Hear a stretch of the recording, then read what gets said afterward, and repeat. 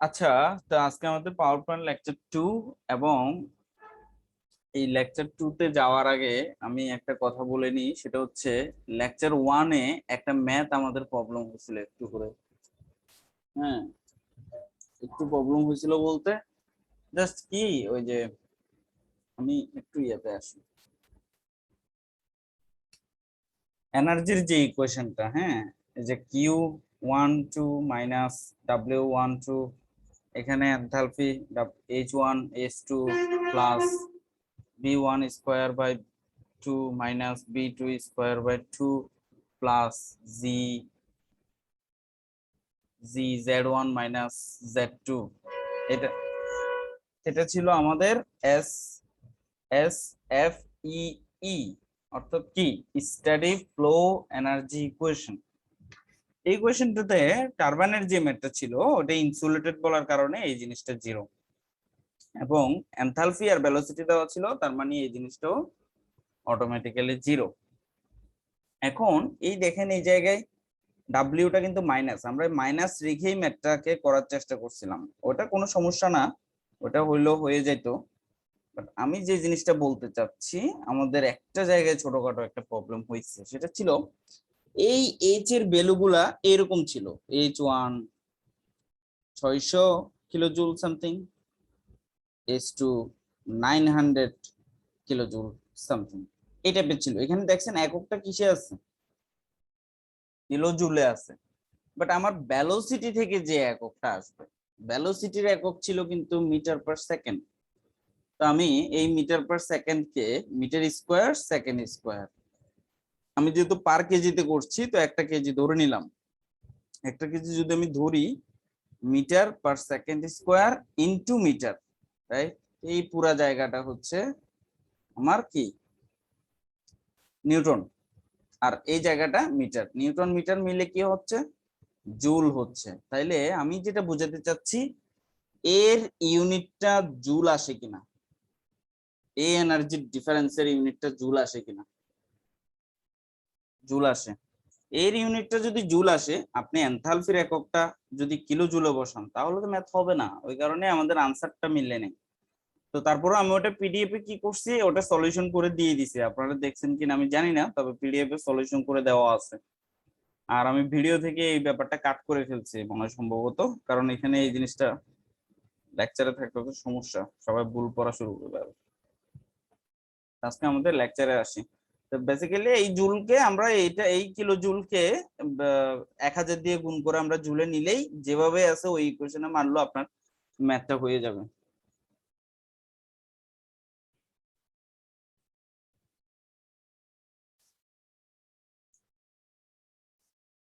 হ্যাঁ, আজকে আমাদের টপিকটা, আজকের টপিকটা কিন্তু খুবই ইম্পর্টেন্ট। এই টপিকটা থেকে ম্যাথ তেমন একটা আসে না। হ্যাঁ, ম্যাথ তেমন একটা আসে না, কিন্তু আপনার ডায়াগ্রাম গুলা বেশি আসে এবং টিএস ডায়াগ্রাম, হ্যাঁ, এই ডায়াগ্রাম গুলা বেশি আসে। তো আমরা প্রথমে দেখবো কার্নোট সাইকেল উইথ স্টিম, অর্থাৎ একটা কার্নোট ইঞ্জিন তো আমরা জানি, ওই ইঞ্জিনটাকে আমরা যদি স্টিম দিয়ে চালাইতে চাই, তবে আমরা ওইটাকে কি বলবো, কার্নোট সাইকেল বা কার্নোট ইঞ্জিন উইথ স্টিম।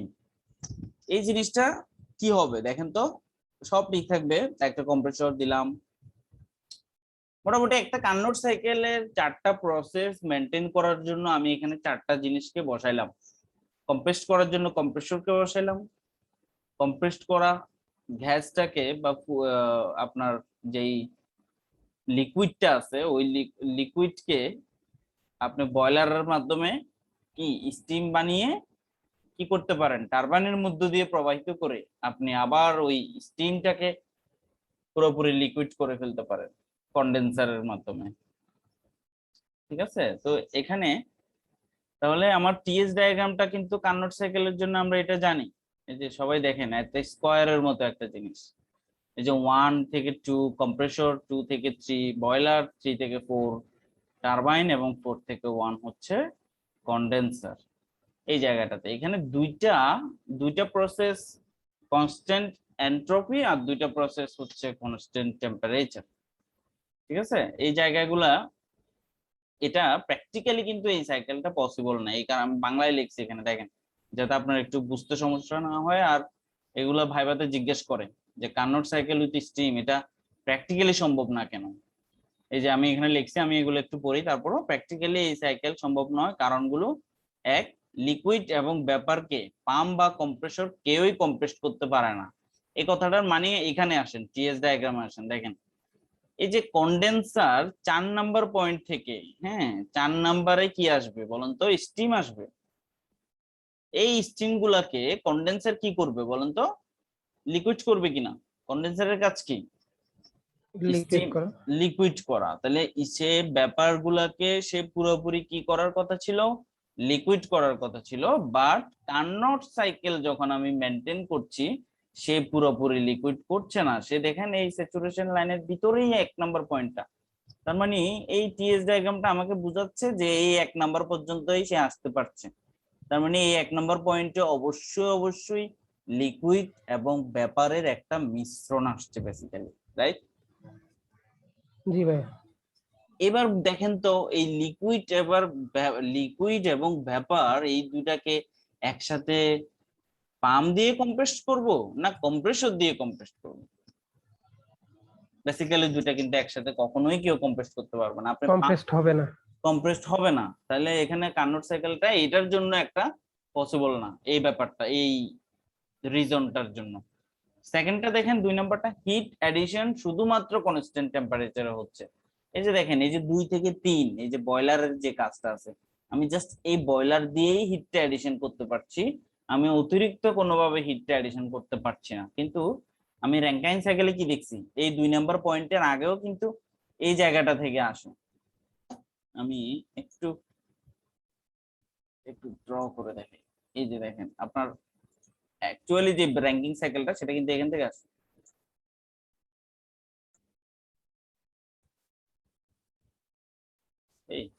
এই এই জায়গাটা দিয়েও কিন্তু হিট ঢুকে ঢুকে না, আর এই জায়গাটা দিয়ে হিট ঢুকে। তাহলে কনস্ট্যান্ট, এটা কিন্তু কনস্ট্যান্ট প্রেসার লাইন।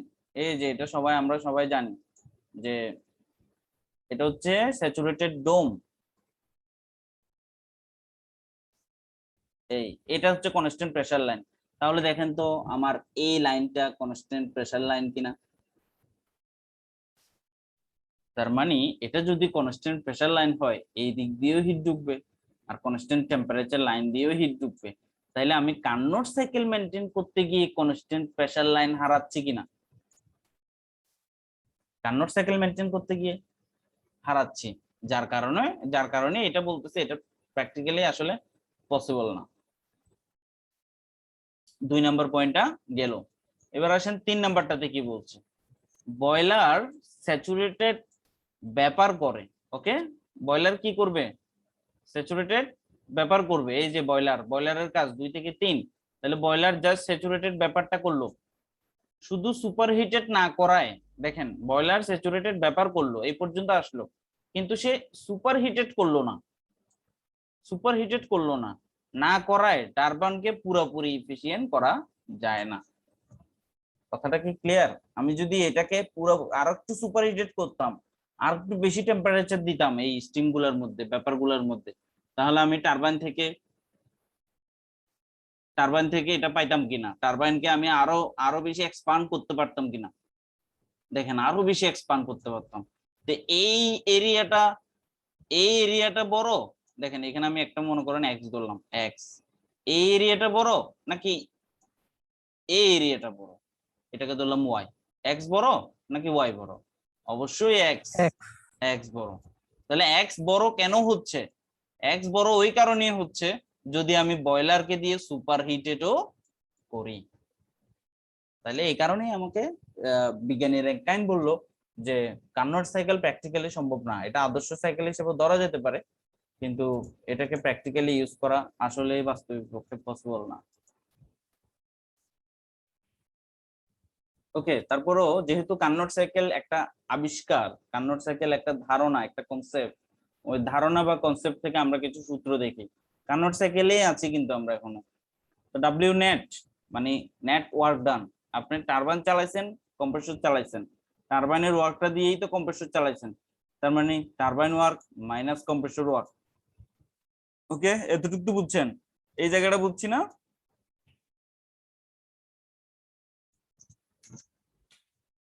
এই আমি এখানে একটু বুঝাই, এই ব্যাপারগুলো, ছোটখাটো ব্যাপারগুলো বেশি ইম্পর্টেন্ট।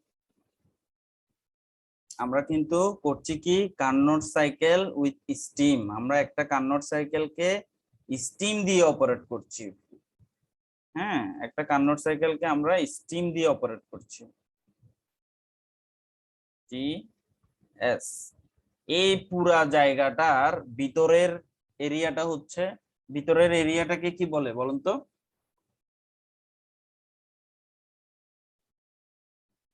স্যাচুরেটেড ডোম। মুভি দেখেন না, মুভিতে ডোম বলে, ডোম। আচ্ছা, তাহলে এই কার্নোট সাইকেলের আমি যখন স্টিম ইউজ করতেছি, এই জায়গাটা হচ্ছে কম্প্রেসর, এই জায়গাটা হচ্ছে বয়লার, এই জায়গাটা হচ্ছে টারবাইন, এই জায়গাটা হচ্ছে কন্ডেন্সার। এতটুকু ক্লিয়ার আমরা? এখান থেকে যদি আমি ইফিসিয়েন্সি বের করতে চাই, তাহলে ইফিসিয়েন্সি মানে আমরা কি জানি, যে নেটওয়ার্ক ডান, কিউ সাপ্লাই। তাহলে নেটওয়ার্ক ডান কোথায় কোথায় হবে? টারবাইন ওয়ার্ক, টারবাইন কম্প্রেসরকে ঘুরাবে, সো টারবাইন যে কাজটা উৎপন্ন করবে সেটা থেকে কম্প্রেসর ওয়ার্কটা বাদ দিতে হবে।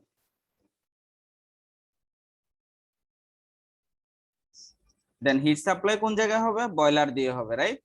তাহলে এখানে লিখলাম Q23 লিখলাম। এবার দেখেন তো, এই জায়গাতে এই যে টারবাইন ওয়ার্কটা এখানে কত বের করতে, আপনি টারবাইন ওয়ার্ক কি লিখবেন? এই জায়গাটা টারবাইন, রাইট? তাহলে টারবাইনে আমার কনস্ট্যান্ট কি? এন্ট্রপি। টারবাইনে এন্ট্রপিটা কি? কনস্ট্যান্ট। এন্ট্রপি যদি কনস্ট্যান্ট হয়, এন্ট্রপি একটা রাখলাম into টেম্পারেচারের difference, T3 minus T4।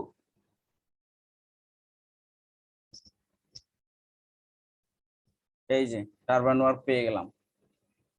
এরপর আসেন কম্প্রেসর ওয়ার্ক। এই জায়গাতে কম্প্রেসর ওয়ার্ক 1 থেকে 2, তাহলে এখানেও এন্ট্রপি কনস্ট্যান্ট। সো আমি এখানেও যেহেতু এন্ট্রপি কনস্ট্যান্ট, আমরা এটাকে নাম দিতে পারি 4, আর এটাকে নাম দিতে পারি S1, তাহলে S4। তাহলে কম্প্রেসরের জন্য হচ্ছে S1 T2 মাইনাস T1, 2 নম্বর ইকুয়েশন। আর কিউ সাপ্লাই যেটা বয়লার দিয়ে হচ্ছে, সেই জায়গাটাতে temperature constant but entropy change, তাহলে টেম্পারেচার একটা লিখলাম, সাপোজ T2 লিখলাম, আর entropy change S4 minus S1 লিখলাম, 3 নম্বর ইকুয়েশন। তাহলে এই জিনিসগুলা থেকে আপনি কম্প্রেসড করে একেবারে, হ্যাঁ, একটু যদি আপনি ক্যালকুলেশন করেন, ক্যালকুলেশনটা আমি দেখাচ্ছি না, যদিও বা এটা ক্যালকুলেশন খুবই সহজ, আপনারা অনেকেই পারেন। এটার ক্যালকুলেশন যখন আপনি করবেন, তখন আপনার লাস্ট ইফিসিয়েন্সি সূত্র আসবে এমন, ইটস লাইক কার্নোট সাইকেলের ইফিসিয়েন্সি সূত্র। তাহলে টি মিনিমামটা কত আমার এখানে? আমরা ধরছি টি মিনিমাম T1, এখানে যেহেতু T1টা লিখছি, তাহলে T1টা লিখলাম, আর ম্যাক্সিমাম আমরা 2 ধরছি এখানে, তাহলে আমরা দেখি T2।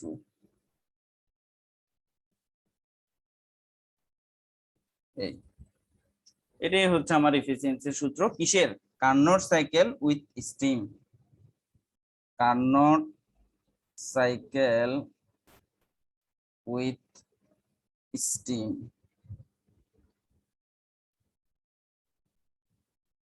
বা ব্যাপার কার্নোট সাইকেল, এই কথাটা এভাবেও বলতে পারে, ব্যাপার কার্নোট সাইকেল।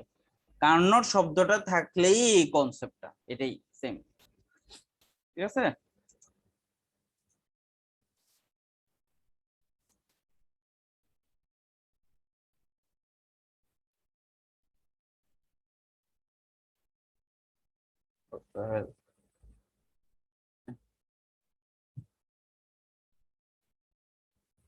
এই এটা এটা এটা কি হইলো, আমি কি সূত্র ভুল হয়েছে নাকি?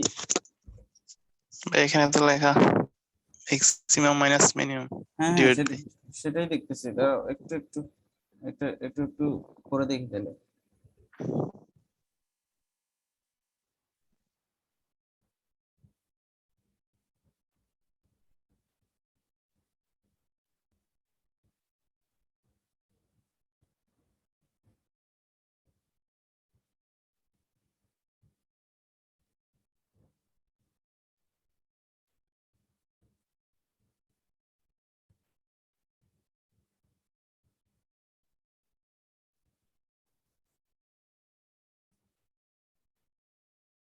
হ্যাঁ, এখানে কি করা যায় বলুন তো এবার।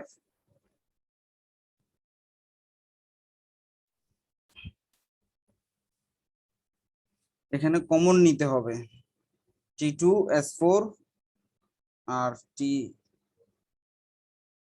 T2S4 আকারে একে সাজাইতে হবে। তাহলে S4 রাখলাম, T3 আর T2 একই কথা, তাহলে প্রথম লাইনটাকে আমি S4 কে রেখে T3 কে কি লিখতে পারি, T2 minus T2S1 T2S1 T2S1 সাজানোই আছে, তো এটাকে আমরা বের করে ফেলি, একে আলাদা করে ফেলি আর এই জায়গাটাকে আলাদা রাখি।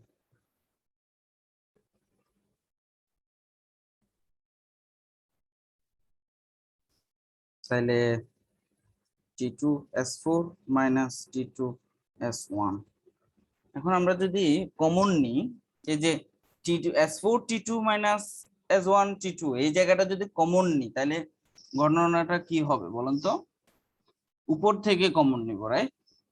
S2 T2 minus S1 T2, এটাকে দিয়ে যদি এটাকে ভাগ করি,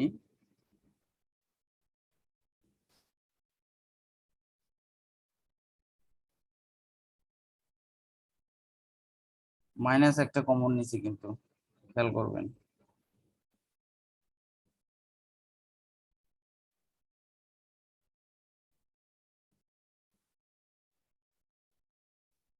তো এই জায়গাটা পুরাটাই কি 1 1 মাইনাস, এই জায়গাতে কি করা যায়, S4 আর S1 তো difference, but S4 T1 R T4 এই দুটো জিনিস সেম, তাহলে আমরা এখান থেকে এরকম লিখতে পারি না যে S4 T1 plus S1 T1, S4 T2 plus minus কি লেখা যায়,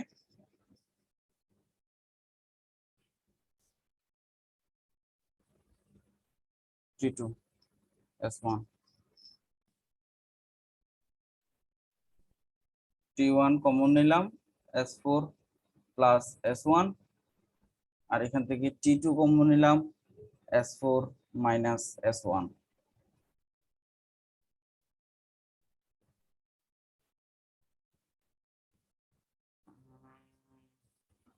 আমাদের কোথাও কি ভুল হয়েছে? এই যে ভুল এক জায়গায় হয়েছে, এই যে S1 এবং T1 গুণ করে মাইনাসে লিখছি, এটা প্লাস হবে আবার করা। এই মিলবে কিন্তু, এই এই আমি আমি একটু সংক্ষেপে বলি, মিলবে। এই দেখেন এই লাইনটা খেয়াল করেন আমার উপরে একটা মাইনাস আসবে। হ্যাঁ, এখানে মাইনাসে মাইনাসে প্লাস হলে এই জায়গাটা যদি আমি চেঞ্জ করি, এই জায়গাটা এই যে এখানে কি প্লাস, প্লাস, জি হ্যাঁ ভাইয়া। এই জায়গাটা প্লাস হইলে আমি এখানে এখানে যখন মাইনাস নিলাম, তাহলে এই জায়গাটা কি লিখবো প্লাস করার জন্য, মাইনাস মাইনাস, লিখবো কিনা, মাইনাস লিখলে এও মাইনাস কিনা, এও মাইনাস হলে এও মাইনাস কিনা, রাইট? দুইটা সেম। হ্যাঁ মাইনাস মাইনাসে কাটা, T1 মাইনাস T2, হ্যাঁ, তাহলে কি আসলো, minimum by maximum. Right, minimum by maximum. ওটা আমি টাইপ করার সময় মেবি ভুল লিখছি, এটা এইভাবে হওয়ার কথা। ওকে, ওকে ভাইয়া। আচ্ছা তাহলে আমরা পরের ব্যাপারটা দেখি কি লিখছি এখানে। হ্যাঁ, একটা ম্যাথ আসছে জোস। এই ম্যাথটা আমরা করি। A Carnot engine works between pressure limits of 16 bar and 0.2 bar. Find the thermal efficiency of the engine. তাহলে আমাকে একটা ম্যাথ করতে বলছে, যে ম্যাথটাতে ওরা আমাকে জাস্ট কি দিছে, কারো মাইক্রোফোন মনে মেবি মিউট করেন, কারো মাইক্রোফোন অন আনমিউট অবস্থায় আছে maybe। হ্যাঁ, কি বললাম, সব উল্টা পাল্টা বলতেছি। আচ্ছা, যাই হোক, আমরা একটা ম্যাথ দেখি। ওই ম্যাথে আমাকে জাস্ট প্রেসারটা দিছে। দেখেন, একটা Carnot engine works between pressure limit, তার মানে একটা কার্নোট ইঞ্জিন এই প্রেসার লিমিটে কাজ করবে, রাইট? তার মানে এটা একটা pressure line, constant pressure line, আর এটা আরেকটা কনস্ট্যান্ট প্রেসার লাইন, রাইট? একটা প্রেসার এটা, আরেকটা প্রেসার হচ্ছে এটা। এই লিমিটের ভিতরে সে কাজ করছে, এটা আমাকে বলতেছে। আর প্রথম প্রেসারটা হচ্ছে 16 বার এবং সেকেন্ড প্রেসারটা হচ্ছে 0.2 বার। এখন এই 16 বারের জন্য দেখেন, আমি একটু বলি আগে, এটা হচ্ছে 16 বারের কনস্ট্যান্ট লাইনটা। আমি বারবার বলতেছি, এখানে যে বাঁকা করে আমরা যে লাইনগুলো আঁকি, এরা কিন্তু কনস্ট্যান্ট প্রেসার লাইন, এরা কনস্ট্যান্ট প্রেসার লাইন। তাহলে এই দুইটা প্রেসার দেওয়া আছে শুধুমাত্র, বাট আমাকে বের করতে বলছে থার্মাল ইফিসিয়েন্সি। তাহলে থার্মাল ইফিসিয়েন্সি সূত্র আমরা একটু আগে কি দেখলাম, যে 1 মাইনাস T1 বাই T2, 1 2 3 4, অথবা or 1 minus T4 by T3। একই কথা না? একই কথা, যেহেতু কনস্ট্যান্ট ভাইয়া। টেম্পারেচার। আচ্ছা, এখন আপনার কি এই টেম্পারেচার গুলো আছে? নাই। নাই। এই টেম্পারেচার গুলো আপনাকে বের করতে হবে স্টিম টেবিল থেকে। কি টেবিল থেকে? এই টপিকের ম্যাথ আসে না এই কারণেই, ব্যাপারের ম্যাথ আসে না এই কারণেই, কারণ এখানে আপনাকে প্রতিনিয়ত স্টিম টেবিলের হেল্প নিতে হবে। তো এই স্টিম টেবিলটা আপনাদের জন্য, আমাদের পরীক্ষাতেও অ্যাসিস্ট্যান্টও কিন্তু স্টিম টেবিল দেয় না আমাদেরকে। কি করে স্টিম টেবিল থেকে আমাদের যতটুকু লাগবে ঠিক অতটুকু প্রশ্নের এক পাশে উঠাই দেওয়া। আমি তারপর আপনার যে ডেটাগুলো লাগবে ওই ডেটাগুলো উঠে নিয়ে আসছি। দেখেন, এই 16 বারের টেম্পারেচার, স্যাচুরেটেড টেম্পারেচার হচ্ছে 201.4, আর 0.2 বারের টেম্পারেচার হচ্ছে 60.1। তাহলে আমরা এই মানগুলো লিখি।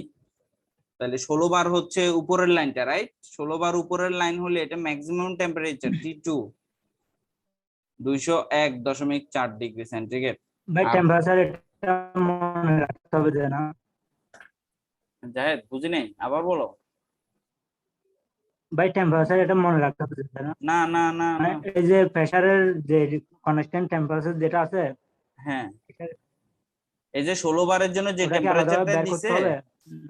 16 বারের জন্য যে টেম্পারেচারটা দিছে, এটা তোমার মনে রাখা পসিবল না।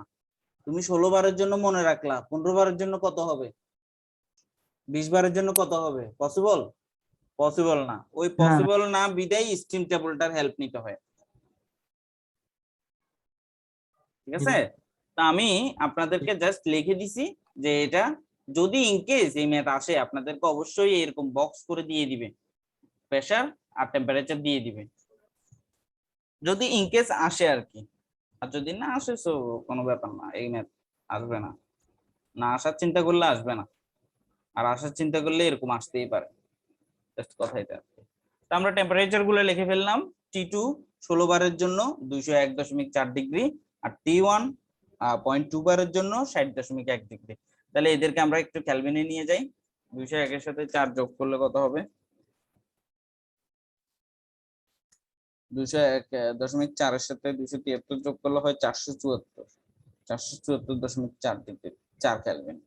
আর T1 হচ্ছে 60 প্লাস 273, 333 ক্যালভিন। ওকে, এই দুটো মান পেয়ে গেলাম। এখন আপনি এখানে বসাই দেন জাস্ট 333 474.4।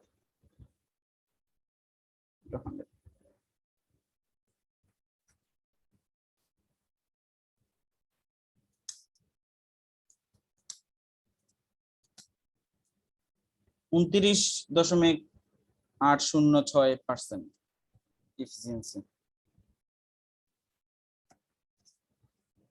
আমি কি আপনাদেরকে বুঝাতে পারছি?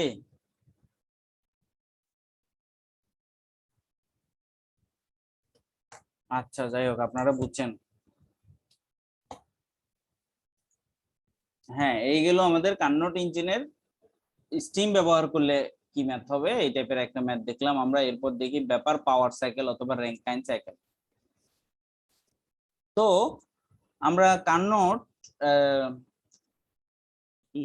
ব্যাপার কার্নোট সাইকেল, এই সাইকেলটা যখন আমরা করছিলাম, হ্যাঁ, এই সাইকেলটা যখন আমরা করছিলাম তখন কোথায় কোথায় আমাদের প্রবলেম গুলা বেসিক্যালি ফাইন্ড আউট হয়েছিল, একটু একটু রিভিউ করার চেষ্টা করেন। কোথায় কোথায় আমার প্রবলেম গুলা ফাইন্ড আউট হয়েছিল। এক হচ্ছে প্রথম এই পয়েন্টটা ফাইন্ড আউট হয়েছিল যে এখানে মিক্সচার থাকে, ভেপার এবং লিকুইডের মিক্সচার। তো র্যাঙ্কাইন বললো কি, আমরা এই কাজটা, এই কনডেনসেশনের কাজটা আর একটু বাড়াইনি।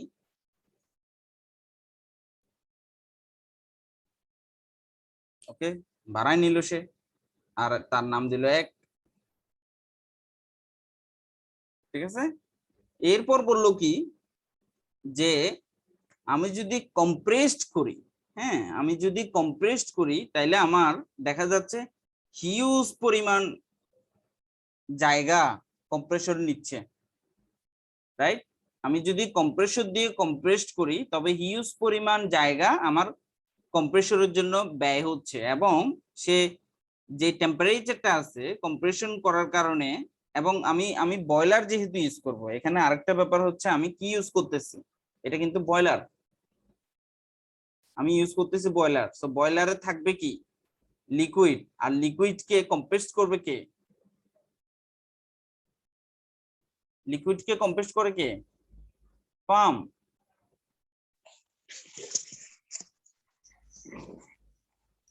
তাহলে আমি যদি এই লিকুইডকে কম্প্রেস করে পাম্পের মাধ্যমে, এই লাইনটা কিন্তু, এই লাইনটা নিয়ে একটু কনফিউজ আছে, এটা অনেকে,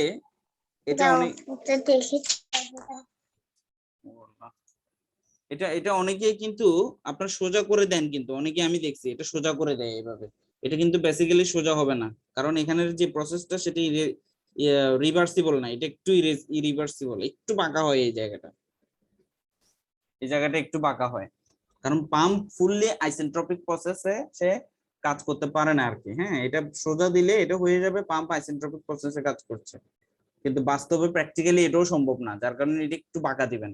আর এই লাইনটার দৈর্ঘ্য যত কম দিতে পারবেন ততই আসলে বেনিফিট। তারপরও আমরা মার্কের জন্য এই লাইনটা দিতে হয়, নাহলে তো একদম বোঝাই যাবে না। এটা আমি যতটুকু জানি এটা একদম না দেওয়াও, এটা অনেক জায়গায় দেয়ও না, এটা একদম ছোট, একদম ছোট, যত ছোট দিতে পারা যায়। কারণ কন্ডেন্সার, বয়লার, টারবাইন, কম্প্রেসর এরা যেইভাবে কাজ করবে, পাম্প ওই ওই পর্যায়ের কাজ করতে পারে না।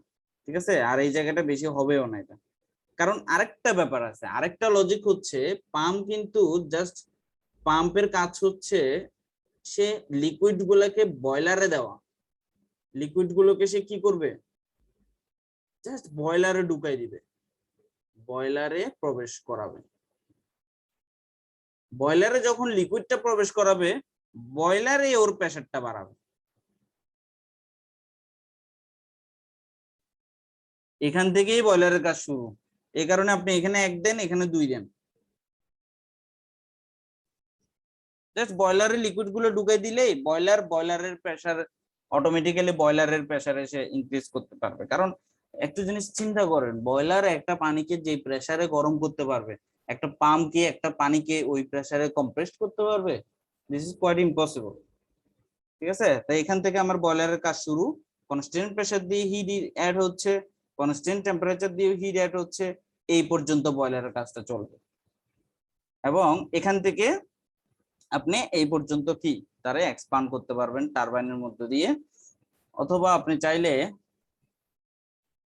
র্যাঙ্কাইন যেটা বললো এটা এইভাবেও এক্সপান্ড করতে পারেন। এক্সপান্ড করলো আরেকটু এফিশিয়েন্ট যদি বেশি পাইতে চান, আপনি সুপার হিটেড করে এক্সপান্ড।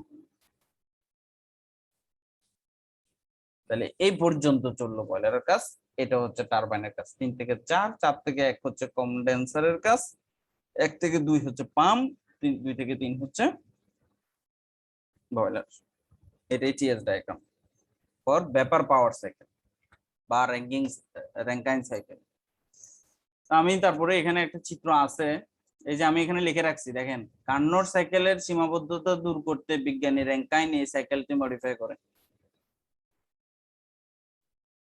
ঠিক আছে, তো এখানে দেখেন বয়লার আছে, পাম্প আছে, টারবাইন আছে এবং কন্ডেন্সার আছে।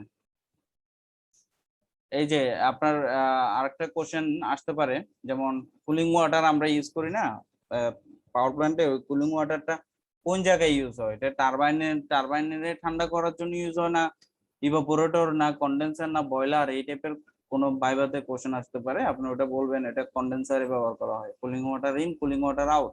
কারণ হিটটা অ্যাবজর্ব করতে হবে, হিট আপনি যদি অ্যাবজর্ব না করেন ওই জিনিসটার ফেস রিভার্স আসবে না কখনো, ব্যাপার কখনো লিকুইড হবে না যদি হিট অ্যাবজর্বই না করেন আপনি।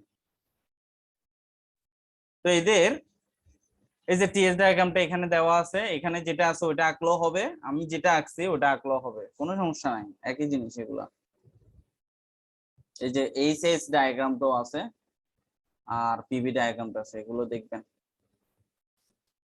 হ্যাঁ, এখানে 1 2 3 4 কিন্তু আমার সাথে মিলবে না, আপনারা এখান থেকে এখানকার 1 2 3 4 এর সাথে এখানকার 1 2 3 4 মিলাই আবার গোলমাল পাকায় না।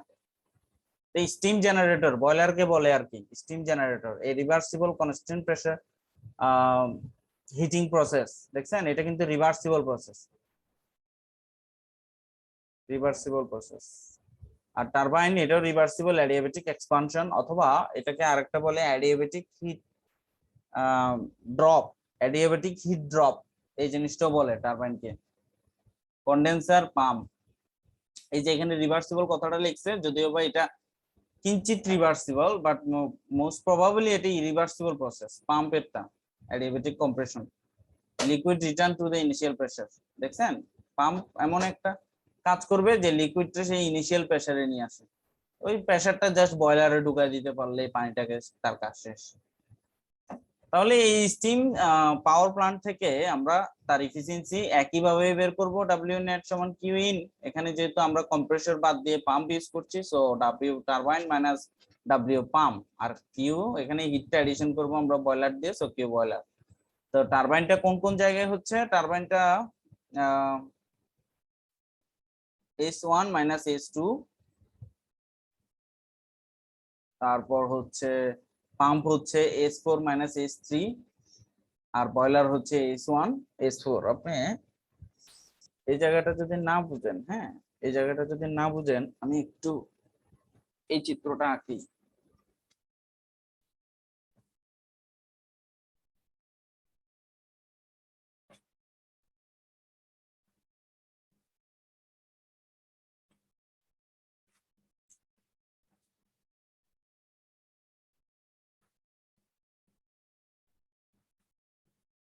ওয়ান, টু, থ্রি, ফোর, আমাদের মতো।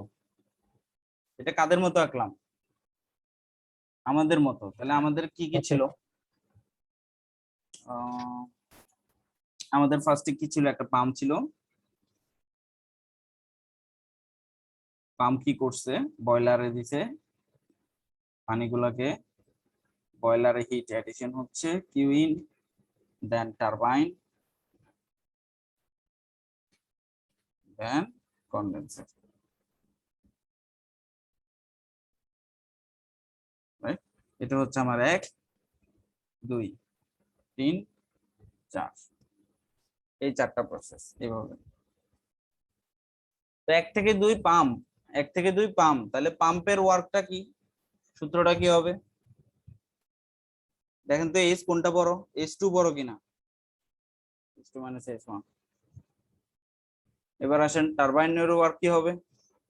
S3 minus S4। বয়লারের কি হবে? এই যে S3 বড়, দেন S2, তাহলে কিউ ইন হচ্ছে S3 মাইনাস S2। তাহলে আপনি যখন ইফিসিয়েন্সি বের করবেন কি লিখবেন? W net by Q supplied, তাহলে ডাব্লিউ নেট কি, turbine work minus pump work, H3 minus H4 minus pump work, H2 minus H1, আর Q supply H3 minus H2। এটাই হচ্ছে আপনার এফিসিয়েন্সির সূত্রটা। আর পাম্প ওয়ার্ক যদি ইগনোর করতে বলে, ইগনোর করতে পারেন। এটা থার্মাল এফিসিয়েন্সিও বলে, এটাকে র্যাঙ্কাইন এফিসিয়েন্সিও বলে কিন্তু, হ্যাঁ র্যাঙ্কাইন এফিসিয়েন্সিও বলে, কারণ এটা র্যাঙ্কিং সাইকেল, তো র্যাঙ্কিং এফিসিয়েন্সি বলতেই পারে। হ্যাঁ এই জিনিসটাই এখানে লেখা। ও ও এই সমস্যা নাই, একটা জিনিস আপনারা এই বেসিক ব্যাপারটা বোঝার চেষ্টা করবেন। এই চিত্রের সাথে এই সিএস ডায়াগ্রামের ব্যাপারটা মিলিয়ে এইচ গুলাকে লিখবেন, হ্যাঁ তাহলেই হবে। অথবা টেম্পারেচার দিয়েও লিখতে পারেন, যার টেম্পারেচার বেশি তার এইচ বেশি। তো র্যাঙ্কাইন এফিসিয়েন্সির সূত্রটাতে এখানে কি লিখছে দেখছেন, adiabatic or isentropic heat drop. এই কথাটা কেন লিখছে, কারণ র্যাঙ্কিং এফিসিয়েন্সিতে বলতেছে হিটটা ড্রপ হচ্ছে কোথায়, টারবাইনে কিনা। আমি আগে বলছি টারবাইনকে আমরা adiabatic or isentropic heat drop বলতে পারবো, হ্যাঁ আইসেন্ট্রপিক হিট ড্রপ বলতে পারবো। এবং এই জিনিসটাকে, এই সূত্রটা দেখেন, এই সূত্রটা অ্যাভেলেবল না, হ্যাঁ এই সূত্রটা দেখেন, ইট ক্যান বি, এই যে টারবাইনের যে ওয়ার্কটা এটা এভাবে হইতে পারে, shaft output by turbine efficiency. যদি টারবাইন এফিসিয়েন্সি দেওয়া থাকে, শ্যাফট আউটপুট আপনি শ্যাফট দিয়ে একদম লাস্ট কত আউটপুট পাচ্ছেন সেটা বাই টারবাইন এফিসিয়েন্সি, এই বাক চিহ্নটা আমি দিলাম। এরপর আসেন কিউ ইন এর ব্যাপার। তাহলে কিউ ইন এ কি হইতে পারে, আপনি ফুয়েল বার্ন হইতে পারে না, অর্থাৎ কোন একটা ফুয়েলকে পুড়িয়ে আপনি পানিটা গরম করতে পারেন না, তাহলে ওই ফুয়েলটার পুরানোর ব্যাপারটা এম ডট সিবি আসতে পারে কিনা। এম হচ্ছে ফুয়েল ফ্লো রেট আর সিবি হচ্ছে ফুয়েলের ক্যালোরিফিক ভ্যালু। বয়লার